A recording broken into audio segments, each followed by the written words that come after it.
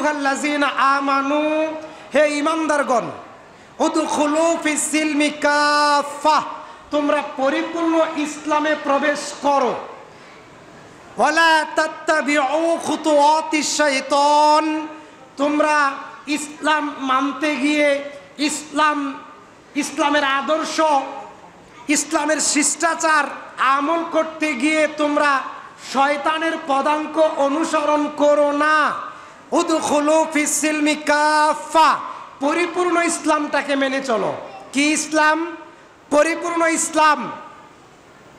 সূরাতুল বাকারার ৮৬ নম্বর আয়াতে আল্লাহ তাআলা বলছেন, আফাতুমিনুনা বিবাদিল কিতাবি ওয়া তাকফুরুনা বিবাদ, হে মুসলিম জাতি, তোমরা কি এই কোরআনের, এই ইসলামের কিছু অংশ মেনে চলবে, কিছু অংশ মানবে না?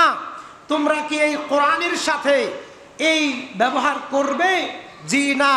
যারা মুমিন, যারা ঈমানদার, তারা অবশ্যই মাইয়ুতির রাসূল ফাকাদ আতা আল্লাহ, তারা অবশ্যই আল্লাহ ও তার রাসূলের ব্যাপারে কোনো সুম্মা লাম ইয়ারতাবু, সন্দেহ পোষণ করবে না।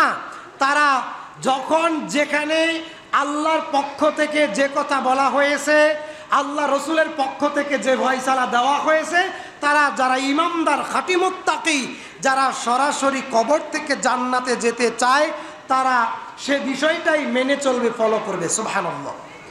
কাজেই আমাদের বিষয় ছিল সালাত, সিয়াম, ইবাদত করার পরেও যারা জাহান্নামে যাবে, তাদের মধ্যে ১ নম্বর হচ্ছে রাসূল সাল্লাল্লাহু আলাইহি ওয়াসাল্লাম বলছেন, লা ইয়াদখুলুল জান্নাতা জাসাদুন গুযিয়া বিল হারাম, রাওয়াহুল বুখারী, বুখারী শরীফের ৫৫২০ নম্বর হাদিস। যারা হারাম খাদ্য দ্বারা গঠিত শরীর আল্লাহর জাহান্নামে যাবে। সুদখোর সালাত আদায় করে, ঘুষখোর সালাত আদায় করে, সিয়াম পালন করে, হজ করে, যাকাত দেয়, তেলাওয়াত করে, জিকির করে, তাসবিহ পড়ে, ফি উজুহিহিম মিন আতারিস সুজুদ, সিজদা দিতে দিতে কপালে, হাঁটুতে, কুনিতে এবং পায়ের গোড়ালিতে চিহ্ন পড়ে যায়, সিজদার চিহ্ন পড়ে যায় সালাত আদায় করতে করতে, কিন্তু তার উপার্জিত পয়সা বৈধ না হওয়ার কারণে সে নামাজ পড়ার পরেও আল্লাহর নবী বলছেন জাহান্নামে যাবে।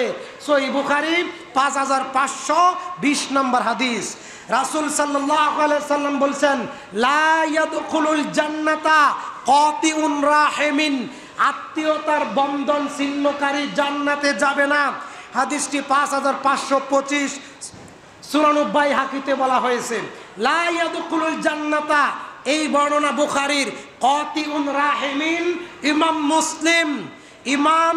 মুসলিম তিনি তার সহিহ মুসলিম শরীফের এই কথাটুকু উল্লেখ করেছেন। তবে শারহে সহিহুল মুসলিম নববী, ইমাম নববী সহিহ মুসলিমের ব্যাখ্যায় তিনি আরেকটু যুক্ত করেছেন, কাতিউন রাহিমিন, আত্মীয়তার সম্পর্ক ছিন্নকারী, সালাত আদায় করার পরেও, সিয়াম পালন করার পরেও জান্নাতে যাবে না। ওই ভাই জান্নাতে যাবে না যেই ভাই তার বোনের সম্পদ হক দেয় না। ওই পিতামাতা আল্লাহর জান্নাতে যাবে না যেই পিতামাতা সন্তানকে সম্পদের বেশি দেয়, বেশির অংশ দান দিয়ে দেয়, আর স্ত্রী আর মেয়েদেরকে সান্ত্বনা দেয়, মেয়েদের হক আল্লাহ যেভাবে সূরা নিসাতে বলেছেন সেইভাবে আদায় করে না। ওই পিতা, ওই মাতা, ওই মুরব্বী, ওই অভিভাবক সালাত আদায় করার পরেও, সিয়াম পালন করার পরেও আল্লাহর নবী বলছেন জাহান্নামে যাবে। সুনান বাইহাকি শুআবুল ঈমান ৫৫২৫ নম্বর বর্ণনা। রাসূল সাল্লাল্লাহু আলাইহি ওয়াসাল্লাম বলছেন, সহিহ মুসলিম ৬৬ নম্বর হাদিস, যারা প্রতিবেশীকে কষ্ট দেয়, কথাগুলো বুঝতেছেন? যারা প্রতিবেশীকে কষ্ট দেয়, আল্লাহ রাসূল বলছেন, ওয়াল্লাহি লা ইউমিনুন, ওয়াল্লাহি লা ইউমিনুন, ওয়াল্লাহি লা ইউমিনুন, যারা প্রতিবেশীকে কষ্ট দেয় তারা ঈমানদার নয়। যারা প্রতিবেশীকে কষ্ট দেয় তারা ঈমানদার নয়। যারা প্রতিবেশীকে কষ্ট দেয় তারা ঈমানদার নয়। বুখারীর বর্ণনা। আল্লাহ রাসূল সাল্লাল্লাহু আলাইহি ওয়াসাল্লামের কাছে একজন মহিলা সাহাবী গিয়ে বলছেন, হে আল্লাহর নবী, অমুক মহিলা দান করে বেশি, নামাজ পড়ে বেশি, জিকির করে বেশি, সিজদা করে বেশি, সিয়াম পালন করে বেশি, কিন্তু তার মুখ দ্বারা, তার কি দ্বারা, তার মুখ দ্বারা তার প্রতিবেশীকে কষ্ট দেয়, তার জবান দ্বারা তার প্রতিবেশীকে কষ্ট দেয়, ঝগড়া লাগলেই তর্ক লাগলেই গালি দেয়, তার দুর্বল দিক তাকে বলে, খোঁটা দেয়।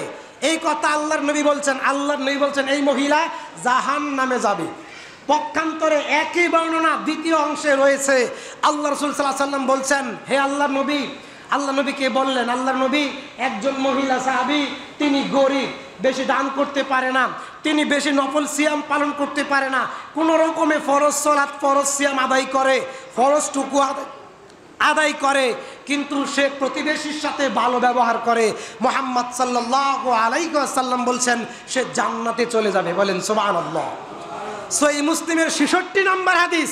অল্প আমলেই জান্নাত, সে আমলটুকু হচ্ছে আল্লাহর নবী সাল্লাল্লাহু আলাইহি ওয়াসাল্লাম বলছেন কুল্লু মারুফি সাদাকা। মহান আল্লাহ বলছেন ওয়া কুলু লিন-নাসি হুসনা, আপনি মানুষের সাথে ভালো ভালো কথা বলেন, হাসি মুখে কথা বলেন, হাসি মুখে খালেস অন্তরে কাউকে যদি সৎ কাজের একটা পরামর্শ দেন, আল্লাহর নবী মুহাম্মদ সাল্লাল্লাহু আলাইহি ওয়াসাল্লাম বলছেন দান করলে যেই নেকি হবে, মানুষকে সৎ কাজের পরামর্শ দিলে সেই নেকি হবে। সুবহানাল্লাহ। রাসূল সাল্লাল্লাহু আলাইহি ওয়াসাল্লাম বলছেন, আনাস ইবনে মালিক রাদিয়াল্লাহু তাআলা আনহু قال قال রাসূলুল্লাহ সাল্লাল্লাহু আলাইহি ওয়াসাল্লাম সালাসাতুন কদ হারামাল্লাহু আলাইহিল জান্নাহ, তিন শ্রেণীর মানুষের উপরে আল্লাহ জান্নাতকে হারাম করেছেন। কয় শ্রেণীর মানুষ? তিন শ্রেণীর।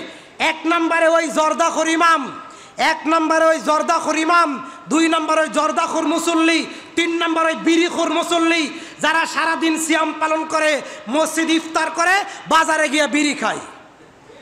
এই কথা আল্লাহর নবী বলেছেন। তবে আল্লাহর নবী বিড়ির কথা বলেন নাই, তিনি বলেছেন খামর। খামরের প্রায় আমার জানা মতে 9টা থেকে 11টার বেশি অর্থ আছে। কথা বুঝতে পারছেন কিনা? কথা বুঝতে পারছেন কিনা? এই কথা আল্লাহ নবী মুহাম্মদ সাল্লাল্লাহু আলাইহি ওয়াসাল্লাম বলছেন। নাম্বার 2, পিতামাতার অবাধ্য। 6666 নম্বর হাদিস সহিহ বুখারীর। আল কাবাইর, পৃথিবীতে 4টি কবিরা গুনাহ সবচেয়ে বড়। নাম্বার 1, শিরিক করা। যারা হিন্দু তারা মূর্তি পূজা করে, আর যারা মুসলমান তারা কবরের পূজা করে, দুইয়ের মধ্যে কোনো পার্থক্য নাই। সূরা ইউসুফ 106 নম্বর আয়াত, ওয়ামা ইউমিনু আকতারুহুম বিল্লাহি ইল্লা হুম মুশরিকুন। মসজিদের সভাপতি, সেক্রেটারি, ক্যাশিয়ার, সমাজের সম্ভ্রান্ত নেতা, সমাজের প্রতাপশালী মানুষগুলো সালাত আদায় করে, সিয়াম পালন করে, হজ করতে গিয়ে বলে লাব্বাইক আল্লাহুম্মা লাব্বাইক লা শারিকা লাকা লাব্বাইক ইন্নাল হামদা ওয়ান নি'মাতা লাকা ওয়াল মুলক লা শারিকা লাকা লাব্বাইক। হে আল্লাহ, 7 লক্ষ টাকা খরচ করে আপনার দরবারে হাজিরা দিতে আসছি। লাব্বাইক আল্লাহুম্মা লাব্বাইক, হে আল্লাহ আমি আপনার দরবারে উপস্থিত। 7 আকাশ ভেদ করে, লৌহে মাহফুজ ভেদ করে, আরশে আজিম থেকে আল্লাহ তাআলা বলেন, হে বান্দা, তোর মতো শিরিক যুক্ত ঈমানওয়ালা বান্দার, তোর মতো মুশরিক বান্দার উপস্থিতির কোনো প্রয়োজন আমি আল্লাহর দরবারে নাই। নাউজুবিল্লাহ।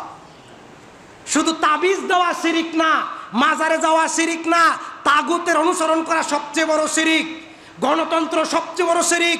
সম্মানিত হাজিরিন, বলছিলাম রাসূল সাল্লাল্লাহু আলাইহি ওয়াসাল্লাম বলছেন 3 শ্রেণীর মানুষের উপরে জান্নাত হারাম। তার মধ্যে 1 নম্বর হচ্ছে কি? বিড়িখোর, জর্দাখোর, হারামখোর। নাম্বার 2 হচ্ছে পিতামাতার অবাধ্য সন্তান। পিতামাতার অবাধ্য সন্তান মানে স্থায়ীভাবে বউকে খুশি করার জন্যে পিতামাতার সঙ্গ ছেড়ে দেয়। ওই শিক্ষিত যুবক, যেই শিক্ষিত যুবক তার মাতা পিতাকে বৃদ্ধাশ্রমে রেখে আসে, ওই যুবকই নাফরমান। আল্লাহর নবী ওই যুবকের উপরে এই কথা বলেছেন। নাম্বার 3-এ আছে আদ-দায়ুস। আদ-দায়ুস আমিও, আদ-দায়ুস আপনিও। দায়ুস শুধু নারীরা নয়, দায়ুস পুরুষেরাও হতে পারে, দায়ুস নারীরাও হতে পারে। দায়ুস মানে বেপরদার সুযোগ প্রদানকারী। কথা বুঝতে পারছেন কিনা? কথা বুঝতে পারছেন কিনা? সম্মানিত হাজিরিন, সুনান আবু দাউদের 4168 নম্বর হাদিস। যারা অশ্লীল ভাষাভাষী ব্যবহার করে, সমাজে আছেন এমন মানুষ, দাড়ি টুপি দেওয়ার পরেও যারা অশ্লীল ভাষায় গালিগালাজ করে, রাসূল সাল্লাল্লাহু আলাইহি ওয়াসাল্লাম তাদের ব্যাপারে বলছেন তারা জান্নাতে যাবে না। অন্যের সম্পদ ভোগ করে এমন লোক জান্নাতে যাবে না। এই ব্যাপারে আল্লাহ রাসূল সাল্লাল্লাহু আলাইহি ওয়াসাল্লাম বলেছেন। এবং সংক্ষিপ্ত 2টা কথা বলে শেষ করব। হাসাদ, হিংসা, কিবর, অহংকার। আল্লাহর নবী বলছেন আল কিবরু, অহংকার হলো লা হাক্কু, সত্যকে অস্বীকার করা, ওয়া গামতুন নাস, মানুষকে ছোট্ট মনে করা। আমি আপনার সামনে সত্য কথাটা বললাম, সত্য মেনে নিতে আপনার কষ্ট কি? উপযুক্ত জিনিস থাকতে উপযুক্ত জিনিসকে মূল্যায়ন না করাটাই মানুষকে অপমান করা, মানুষকে ছোট মনে করা, নিজে যা বুঝি তাই ঠিক, আরেকজনের বুদ্ধির আরেকজনের পরামর্শ লওয়ার সময় নাই, এটা হচ্ছে অহংকার। এটা হচ্ছে আল্লাহ নবী সাল্লাল্লাহু আলাইহি ওয়াসাল্লাম এটাকে অহংকার বলেছেন। সালাত সিয়াম ইবাদত করার পরেও যার অন্তরে সরিষা পরিমাণ অহংকার থাকবে, রিয়াদুস সলিহিন 2য় খণ্ড সহিহ মুসলিম 145 নম্বর অনুচ্ছেদ, সে সরাসরি জাহান্নামে যাবে। আল্লাহ তাআলা আমাদের ক্ষমা করুন, আমরা বলি আমিন। আল্লাহ তাআলা আমাদের এই অনুষ্ঠান কবুল করুন, আমরা বলি আমিন। এখনো যারা আসেন নাই তারা কত বড় হতভাগা, আল্লাহু আকবার। এই মুহূর্তে আপনাদের সামনে পবিত্র কোরআন এবং সহিহ সুন্নাহ থেকে জ্ঞান গর্ব উপদেশমূলক আলোচনা করবেন আমার উস্তাদ শাইখ মুহতারাম মুখলেসুর রহমান মাদানী, মুখলেস বিন এরশাদ মাদানী হাফিজাহুল্লাহ, আরশাদ মাদানী। আল্লাহ তাআলা উস্তাদকে নেক হায়াত দান করুক, কবুল করুক, আমরা বলি আমিন। গতকাল রাত 10টায় রওনা দিয়েছেন রাজশাহী থেকে, আজও পর্যন্ত আমাদের এইখানে দিনের জন্য, আপনাকে কিছু বলার জন্যে, আর আপনি বাড়িতে শুয়ে আছেন, দোকানে বসে আছেন, বাজারে বসে আছেন, টিভির সামনে বসে আছেন। কিয়ামতের দিন এই কোরআন আপনার বিরুদ্ধে কথা বলবে, অবশ্যই নবী বলছেন বলবে। আল্লাহ আমাদের রহম করুক, আমরা বলি আমিন। আমাদের মসজিদকে আল্লাহ কবুল করুক, আমরা বলি আমিন। ওয়া মা আলাইনা ইল্লাল বালাগ ওয়া আখিরু দাওয়ানা আনিল হামদুলিল্লাহি রাব্বিল আলামিন। আসসালামু আলাইকুম ওয়া রাহমাতুল্লাহি ওয়া বারাকাতুহু।